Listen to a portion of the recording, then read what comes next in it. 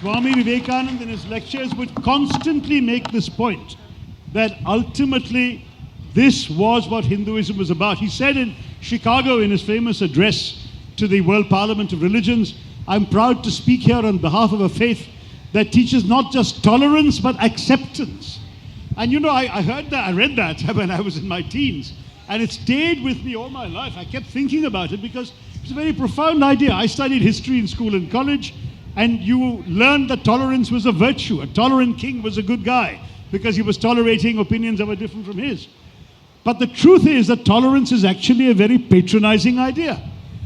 Tolerance says what? I have the truth, you are in error, but I will magnanimously indulge you in your right to be wrong. That's all that tolerance is. Whereas acceptance, which is what Swami Vivekananda tells us Hinduism is about, says, I believe I have the truth, you believe you have the truth, I will respect your truth, please respect my truth. And that to my mind is the best recipe for a multi-religious, multicultural, multi-party democracy, a pluralist society like ours and a democracy like ours. And that philosophy of acceptance is what is being betrayed by those who have taken the soaring majesty of Hindu philosophy and reduced it to something more like the team identity of the British football hooligan.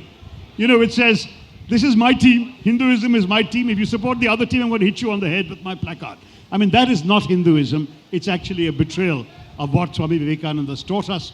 He's taught us that all ways of worshipping the divine are equally valid, and he has basically said, quoting the Shiva Mahimna Stotram, which says that as so many rivers, some crooked, some straight, flow in different directions and end up in the same sea, so also all forms of worship of any religion all end up in the same divine. And that message is something that Hinduism teaches us. That's how I've grown up. And in a devout household, where my father prayed every single day after his bath without any exception, that was the value system that we were brought up in.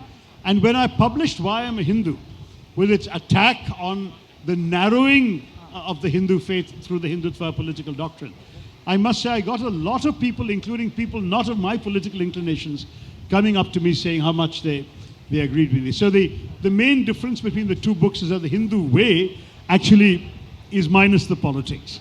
Whereas in Why I'm a Hindu, there's a fairly detailed disquisition on the writings of the Hindutva ideologues and what they stand for and why I reject that, which is not there in the Hindu.